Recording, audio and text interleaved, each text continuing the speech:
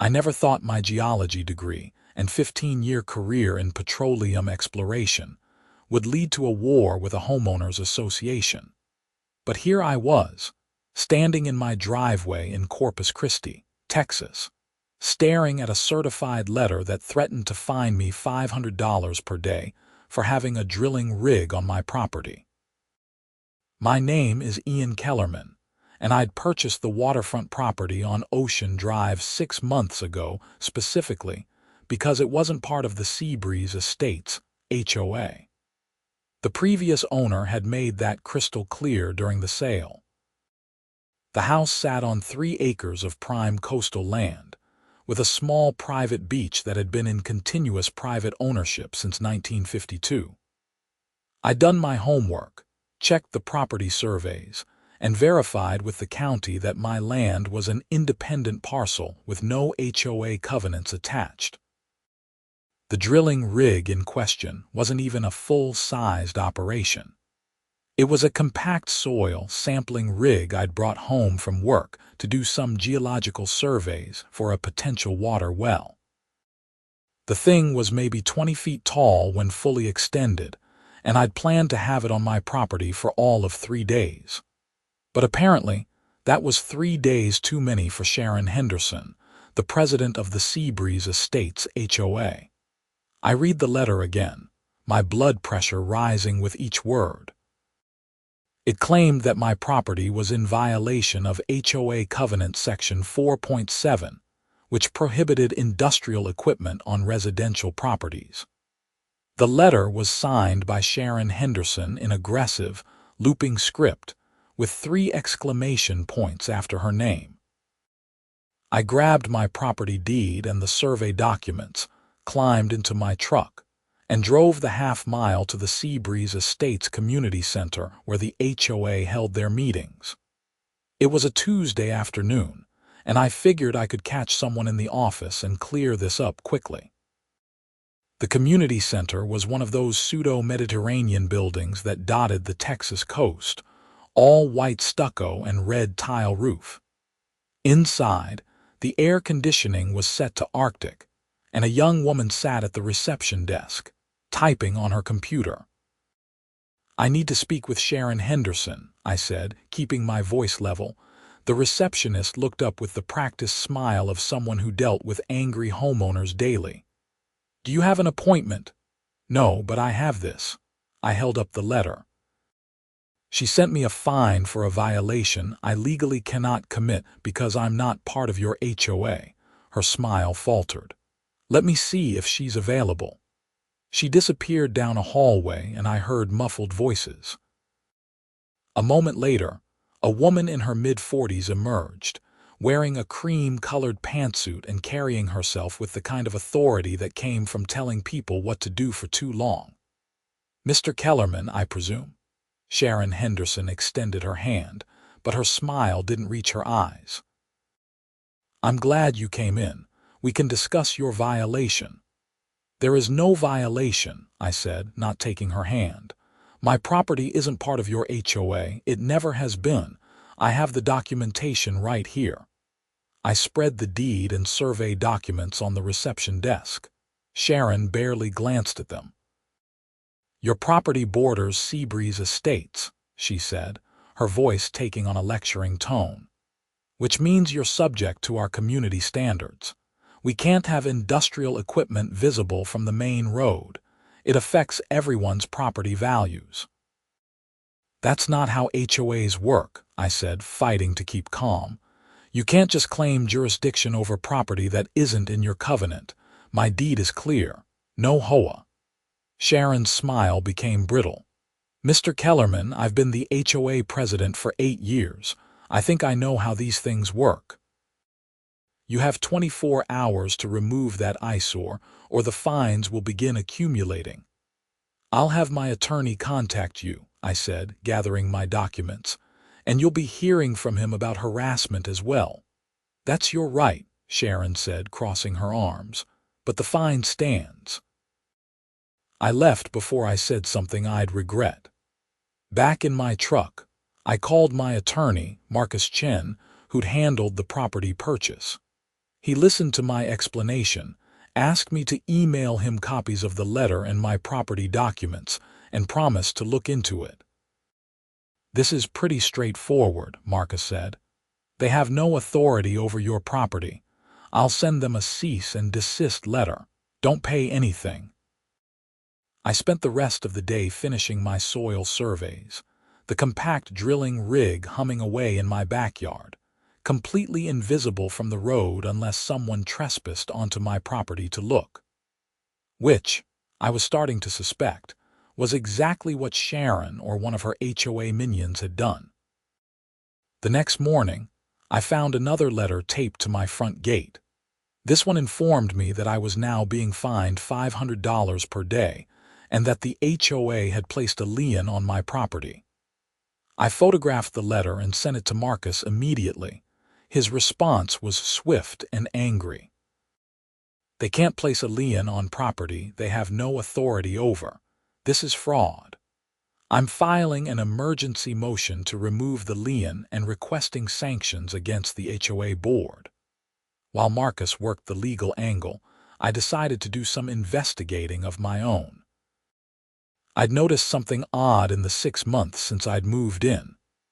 Every weekend, I'd see people walking down the public access road that ran along the side of my property, carrying beach chairs and coolers. They'd disappear somewhere near my property line, and I'd hear laughter and music coming from the direction of my private beach.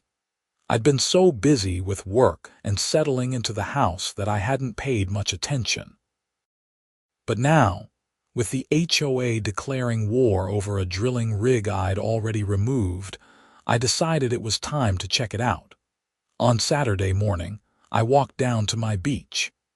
It was a beautiful stretch of sand, about 300 feet wide, with direct access to Corpus Christi Bay.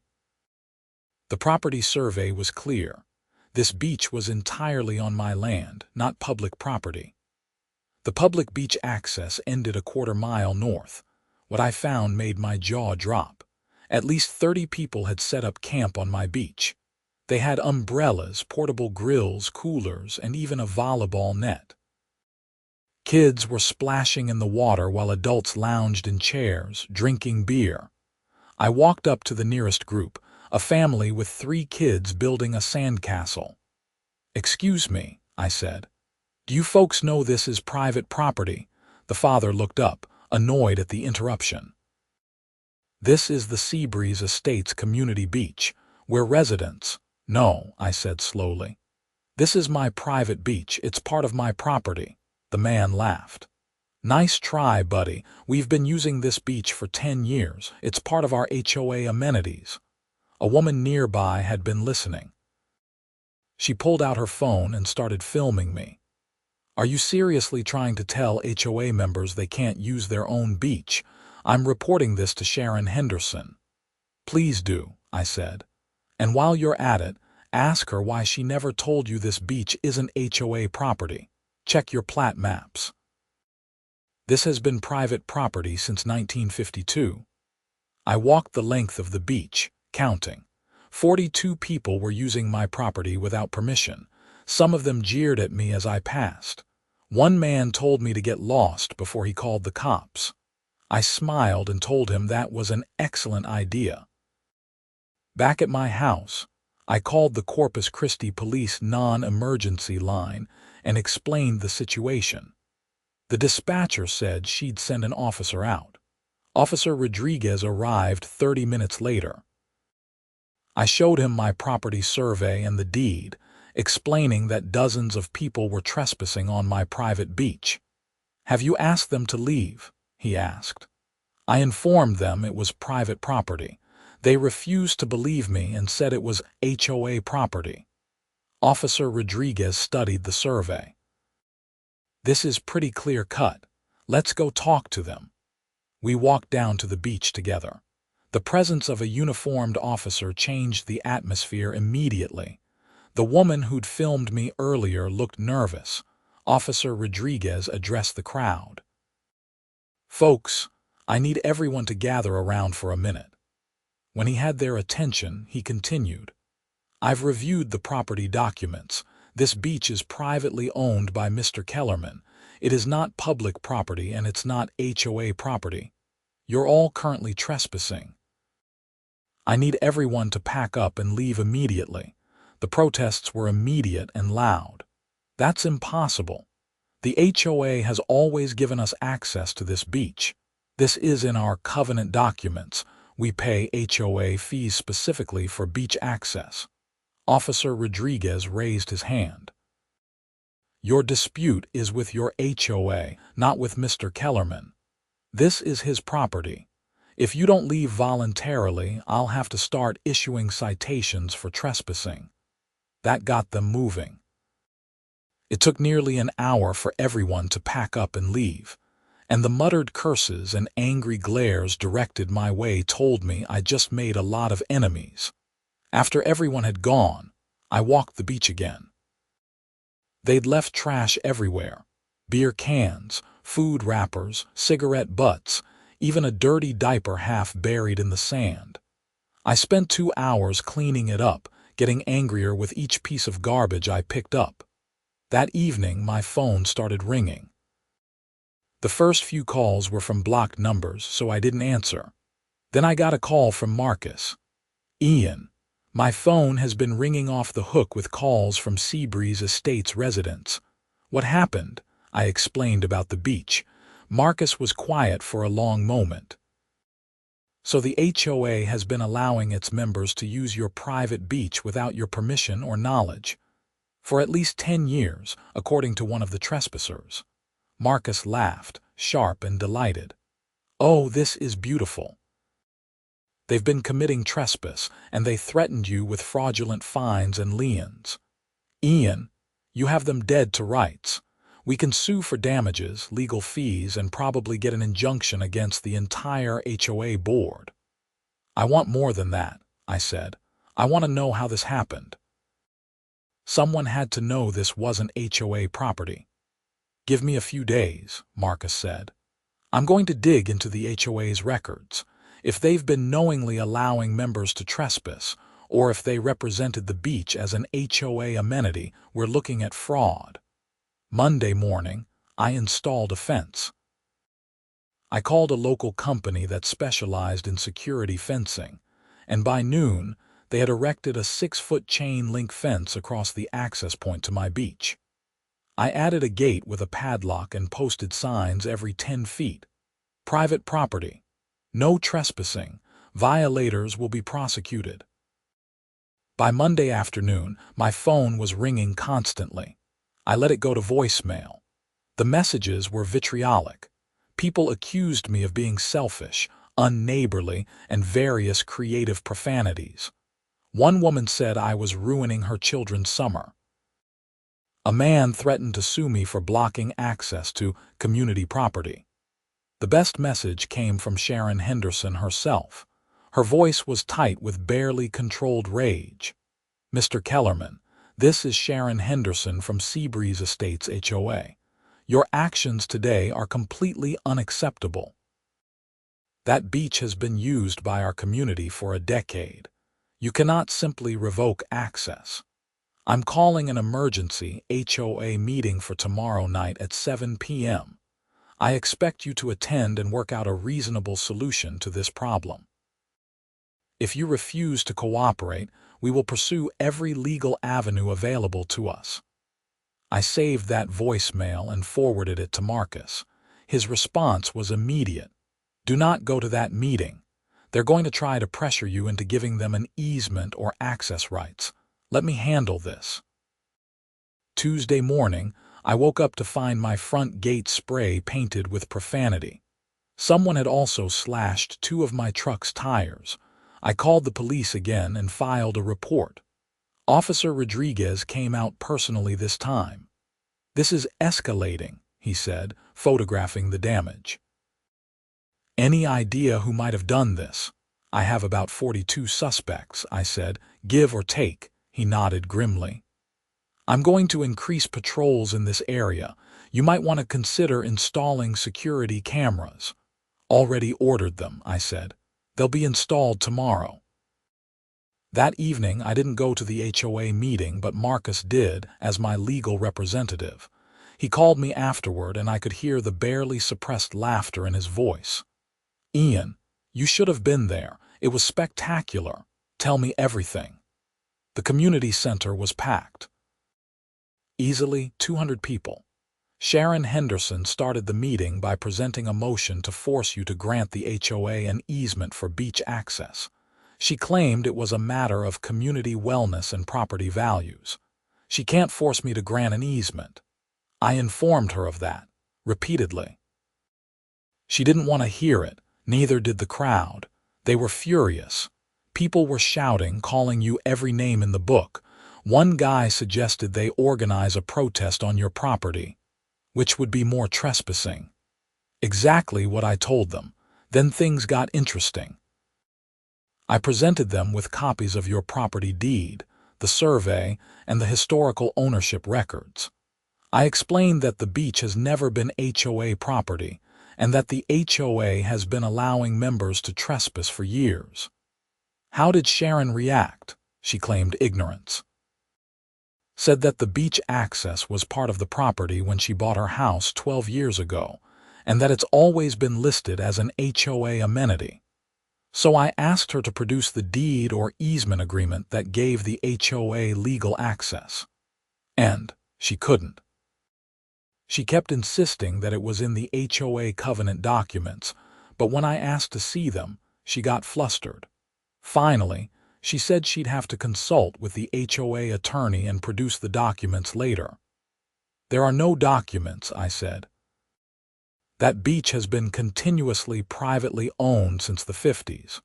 I know, and I think Sharon is starting to realize she's in serious trouble."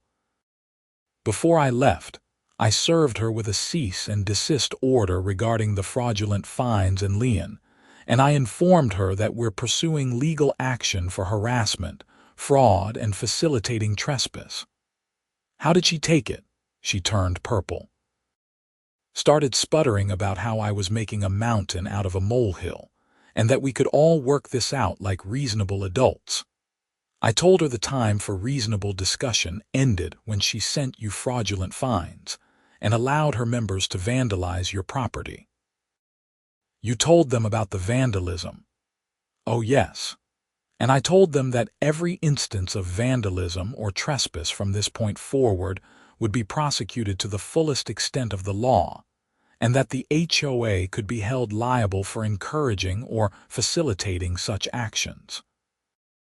Wednesday morning, the security company arrived and installed cameras covering my entire property, including the gate to the beach. I also had them install motion sensor lights and an alarm system. The technician was sympathetic. "I've done 3 installations this month for people having HOA problems," he said. "They're worse than organized crime sometimes." That afternoon, Marcus called with an update. "I got the HOA covenant documents. Ian, you're going to love this. The beach is not listed anywhere in the official HOA amenities, not in the covenant, not in any addendums, nowhere. So how were they giving members access? That's what I wanted to know. So I did some digging into the HOA's history. Turns out the original developer of Seabreeze Estates back in the early 2000s was a guy named Robert Tillman. He also owned the property adjacent to yours, and he built a small public access path that led to the public beach up the coast." Okay, so what happened? Tillman went bankrupt in 2009. The property was sold off in pieces. Your property was purchased by the previous owner in 2010. But here's the interesting part. Sharon Henderson was on the HOA board back then, just a regular member. She and several other board members approached your property's previous owner about buying an easement for beach access. And he refused. Not exactly. He agreed to allow informal access for a few neighbors as a courtesy, but he never granted a formal easement. It was just a neighborly handshake agreement. Over the years, that informal access turned into the whole HOA using it. The previous owner was elderly and didn't spend much time at the property. He probably didn't even know how bad it had gotten. So Sharon knew this wasn't legal HOA property. She had to know. She was part of the original discussions about the easement, but instead of telling the HOA membership the truth, she just kept letting everyone use it. And when you bought the property and the informal access ended, she tried to bully you into continuing it. That's fraud. At minimum, I'm drafting a lawsuit against Sharon Henderson personally and the HOA board. We're going for damages, legal fees, and removal of the entire board for breach of fiduciary duty. Thursday morning, I found a note taped to my gate. The handwriting was shaky, feminine, and older. Dear Mr. Kellerman, my name is Patricia Morrison. I am a resident of Seabreeze Estates. I wanted to apologize for what is happening. My late husband was on the HOA board when your property was purchased back in 2010. He told me then that the beach access was just a courtesy from the owner, not a legal right. I tried to bring this up at the recent meeting, but I was shouted down. Sharon Henderson has been lying to the community for years. I have documents that might help you. Please call me. She left her phone number. I called immediately. Patricia Morrison was 74 years old, widowed, and clearly upset about the situation.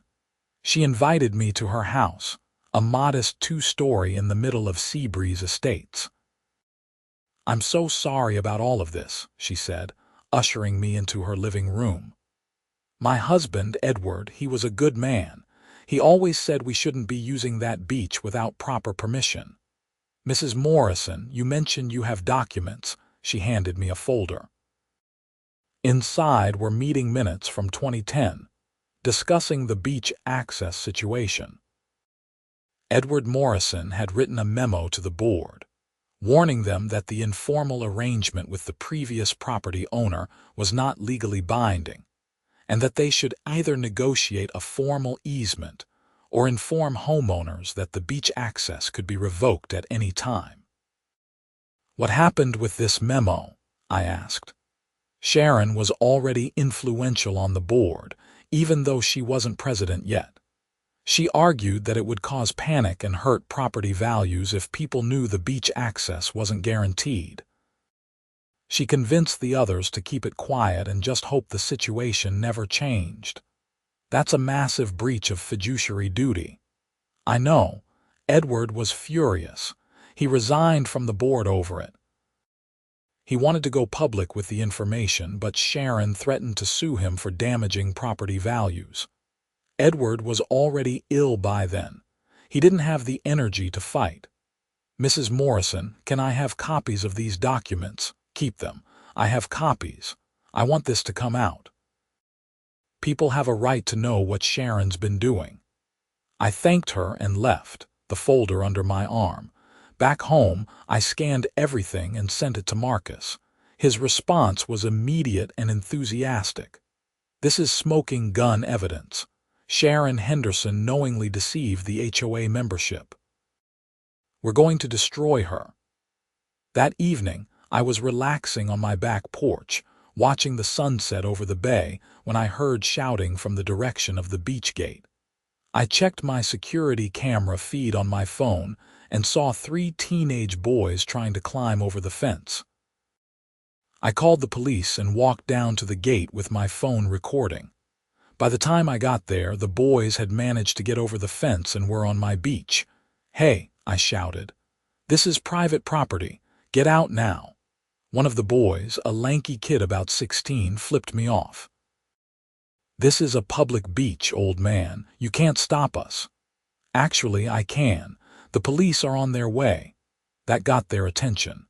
They scrambled back over the fence, but not before I got clear video of all 3 faces. When Officer Rodriguez arrived, I showed him the footage. "I know these kids," he said, sighing. "They're all from Seabreeze Estates. I'll pay their parents a visit. I want to press charges." "Are you sure? They're just kids. They're old enough to know what trespassing means, and if I don't press charges, this is just going to keep happening." Officer Rodriguez nodded. "I'll write up the report." The next day, Marcus called with news. The HOA's attorney reached out. They want to settle. What are they offering? They'll remove the fraudulent fines and lien, issue a public apology, and pay $20,000 in damages and legal fees. And what do they want in return? They want you to grant the HOA an easement for beach access. 5 days a week, restricted hours, maximum of 50 people at a time.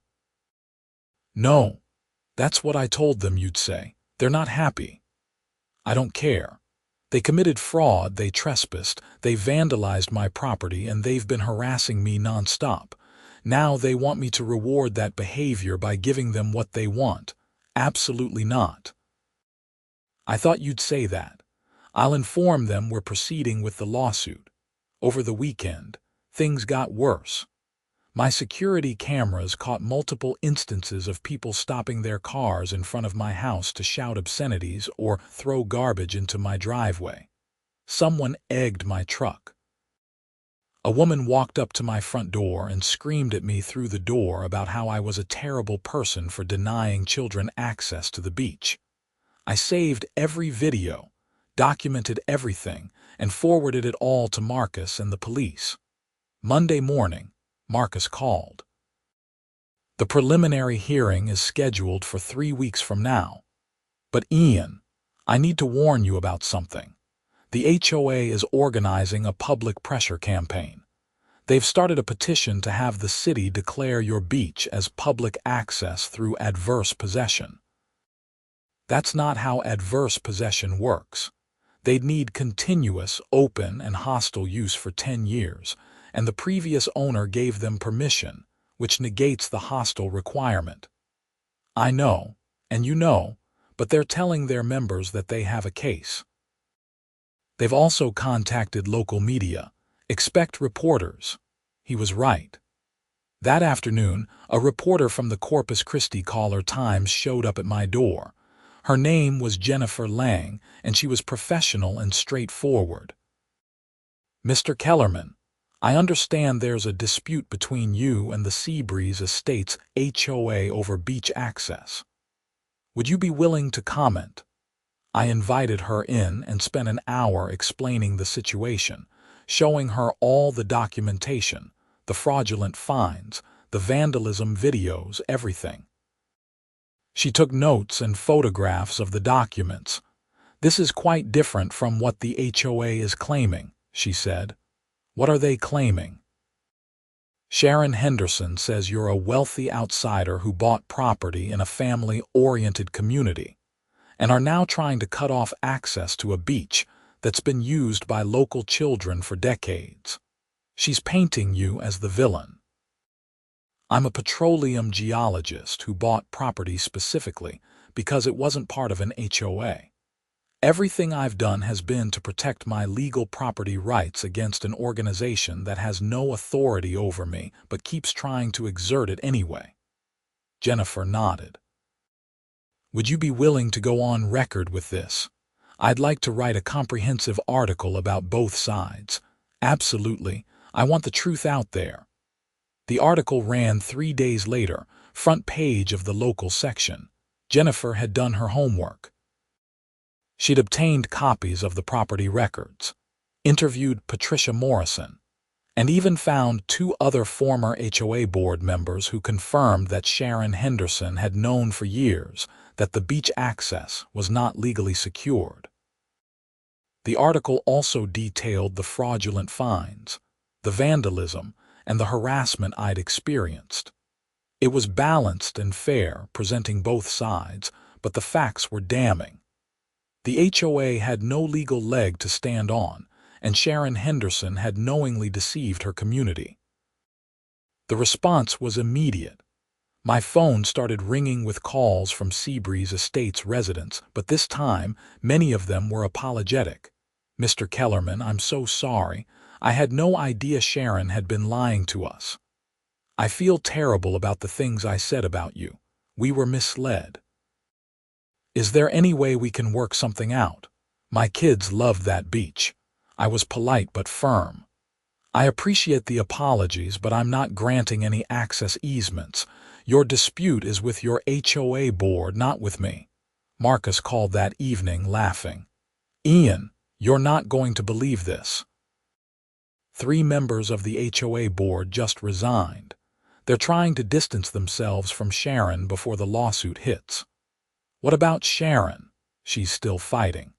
She released a statement calling the newspaper article a hit piece and claiming that you bribed Patricia Morrison to lie. She said what? It's desperation. She knows she's in trouble. Patricia is threatening to sue her for defamation now. The preliminary hearing arrived. The courtroom was packed with Seabreeze Estates residents, most of them glaring at me. Sharon Henderson sat at the defendant's table with the HOA's attorney, a nervous-looking man in an ill-fitting suit. Judge Margaret Reynolds was in her 60s, with steel-gray hair and a no-nonsense demeanor.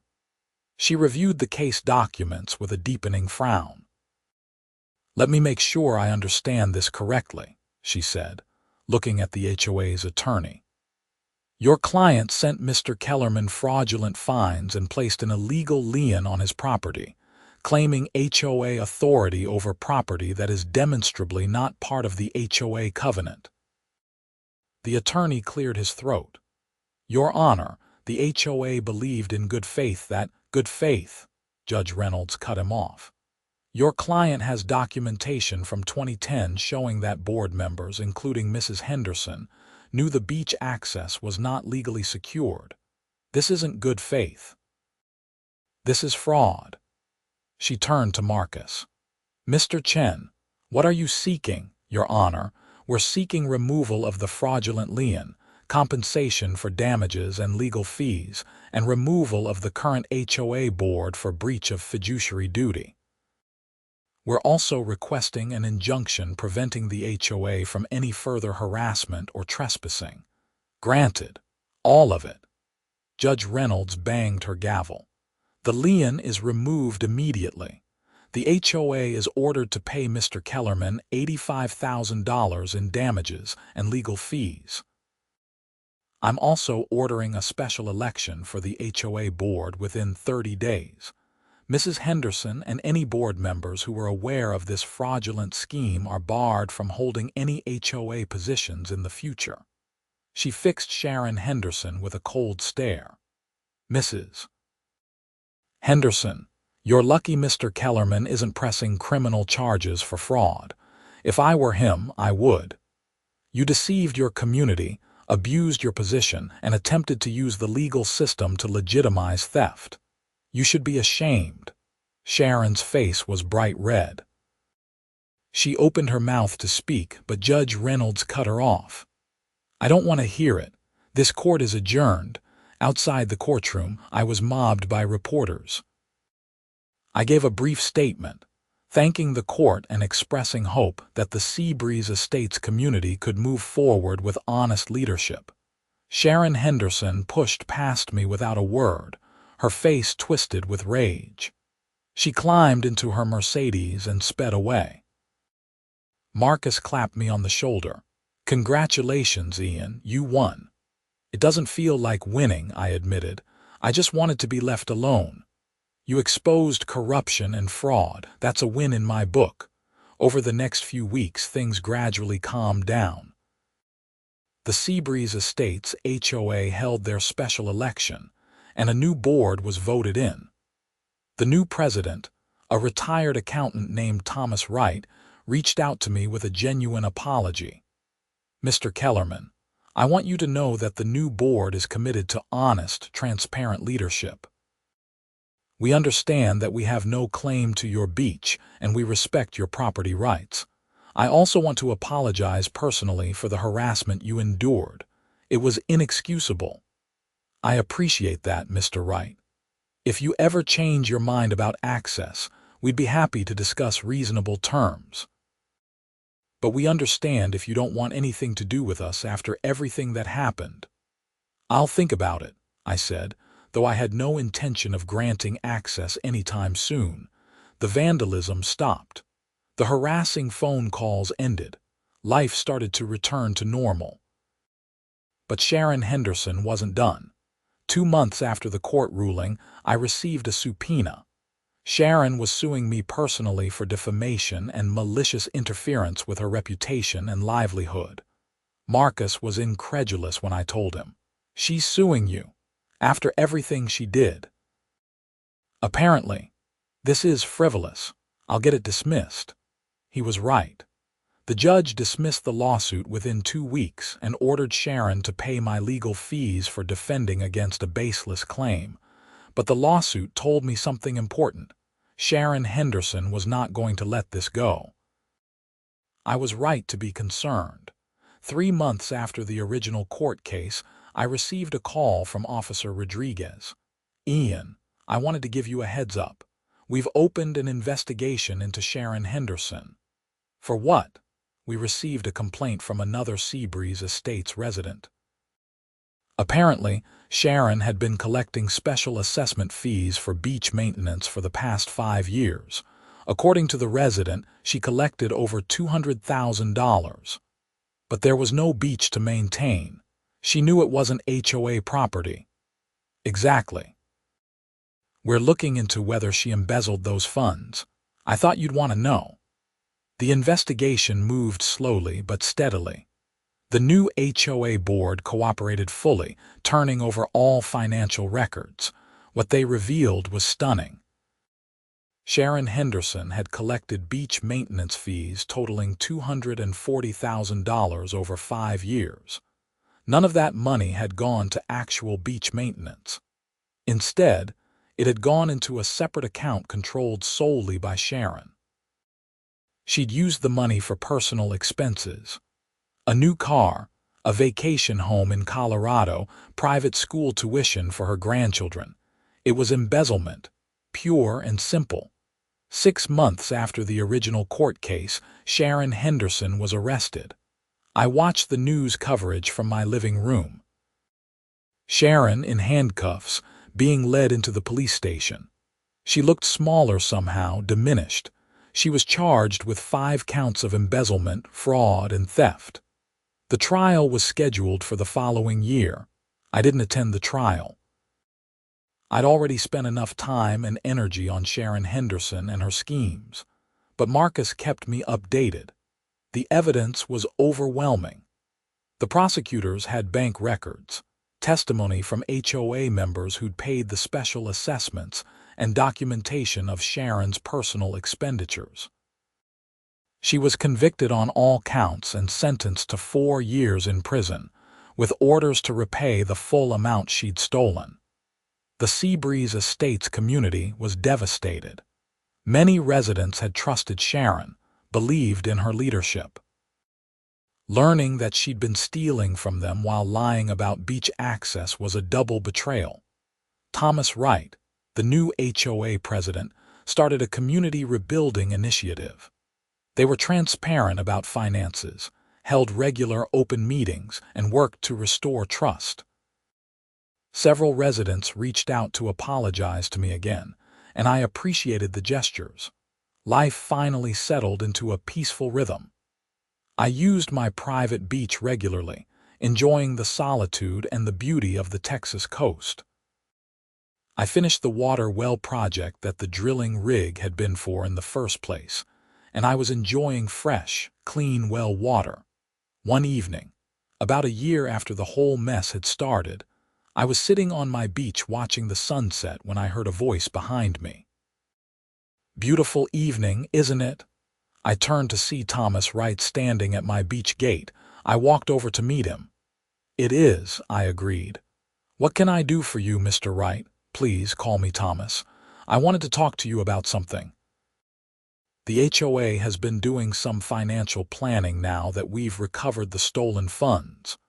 We're looking at improving community amenities, and several residents asked me to reach out to you one more time about beach access. I started to shake my head, but he held up his hand. "Hear me out. We're not asking for unlimited access or anything that would disrupt your privacy. We're proposing a formal easement, fully documented and legally binding. 2 days a week, Saturday and Sunday, from 10 a.m. to 4 p.m., maximum of 25 people at a time. We'd pay you fair market value for the easement, provide insurance coverage, and take full responsibility for maintenance and cleanup.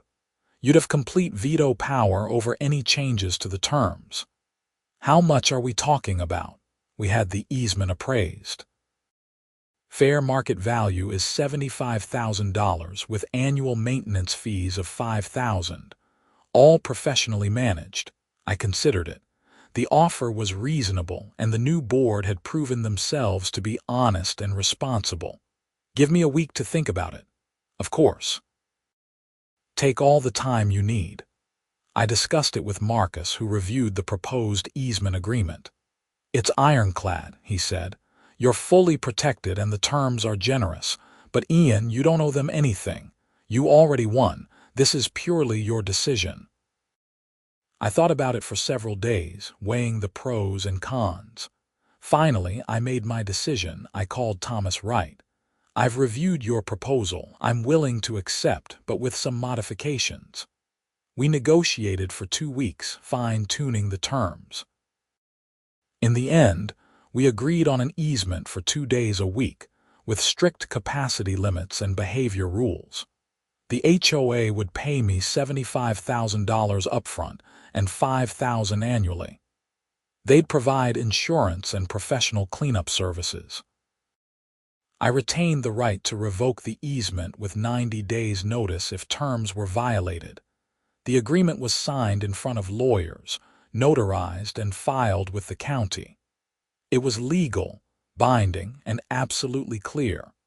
The first weekend of the new beach access was cautiously optimistic. I watched from my porch as families arrived, respectful and careful. They stayed within the designated area, cleaned up after themselves, and left before the agreed-upon time. A few residents waved to me or called out thanks. I nodded back, not quite ready to be friendly but no longer hostile. Over the following months, the arrangement worked well. The HOA members respected the terms, and I appreciated the additional income. I used some of the easement money to improve my property, adding a new deck and upgrading my dock. I ran into Patricia Morrison at the grocery store one afternoon.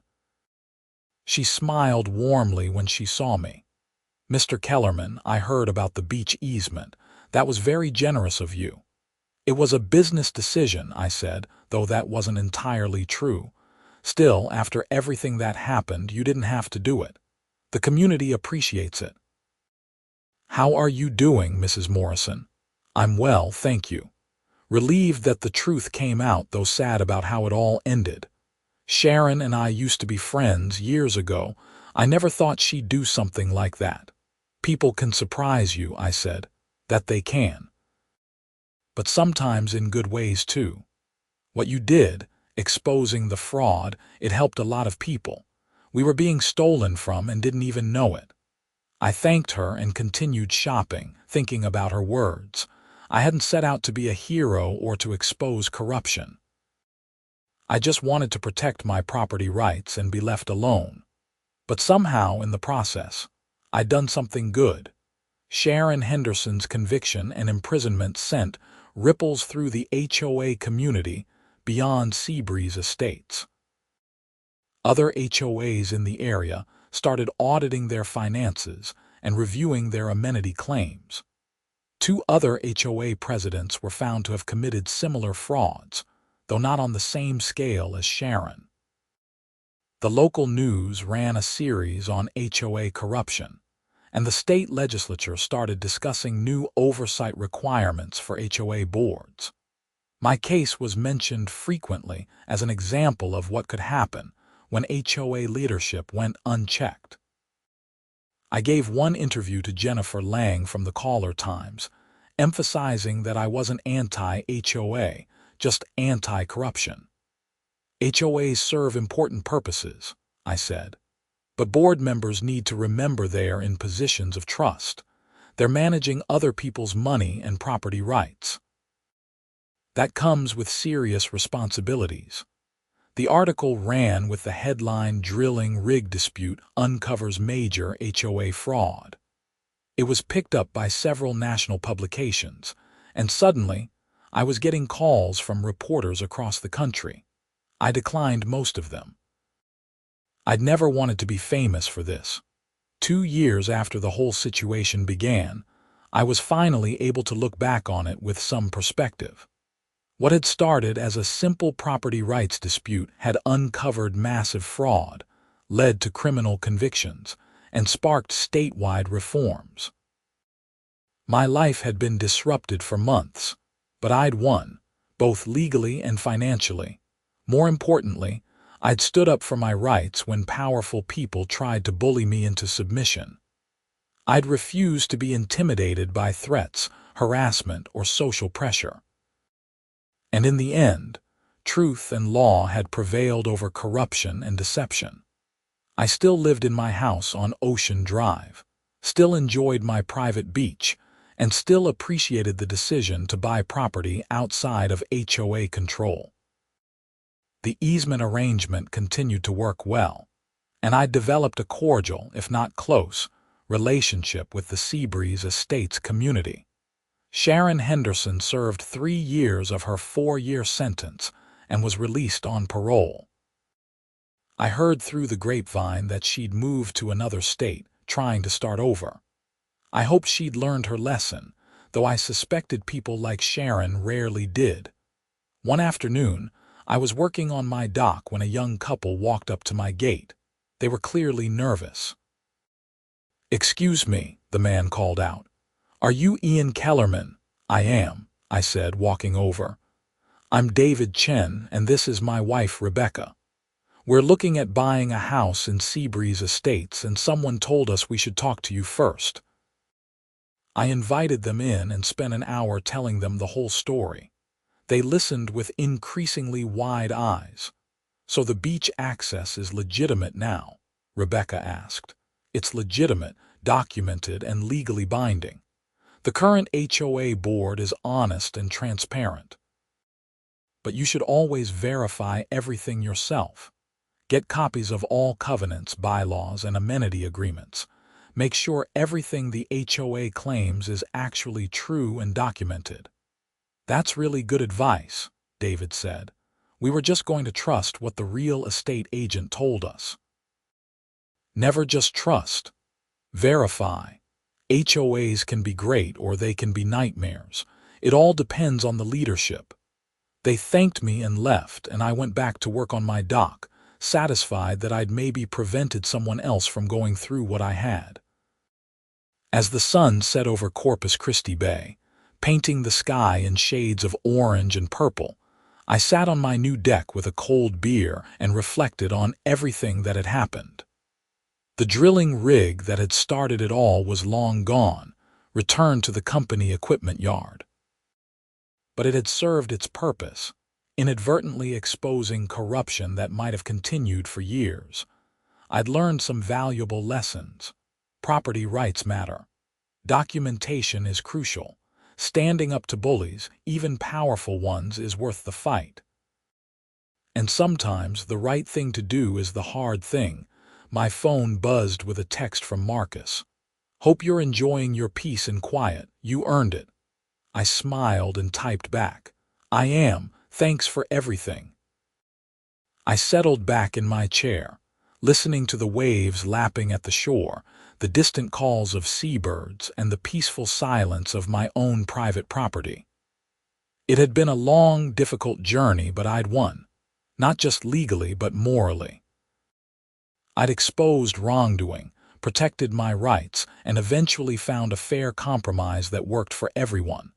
The drilling rig had been on my property for 3 days. The consequences had lasted 2 years, but it had been worth it. Every bit of stress, every harassing phone call, every moment of doubt, it had all been worth it to stand up for what was right. As darkness fell and stars appeared in the clear Texas sky, I raised my beer in a silent toast. To property rights. To honest HOA boards. To justice prevailing. And to the simple pleasure of sitting on your own land answering to no one but yourself. The battle with the Seabreeze Estates HOA was over. Sharon Henderson was in prison, the corruption was exposed, and my property rights were secure. Life had returned to normal, better than normal actually. I had my peace, my property, and a fair agreement that benefited everyone. Sometimes standing your ground is the only option. Sometimes fighting back is the right thing to do. And sometimes a drilling rig is just the beginning of a much bigger story. I finished my beer, took one last look at the stars reflected in the calm waters of the bay, and headed inside. Tomorrow was another day, and for the first time in 2 years, I was looking forward to it with nothing but optimism. The HOA had tried to fine me for my drilling rig, and I'd closed the private beach they'd been using without permission. In the end, justice prevailed, corruption was punished, and I got my peace back. It was a victory worth fighting for, and I'd do it all again if I had to. Because some things, like property rights and standing up to bullies, are worth any amount of trouble.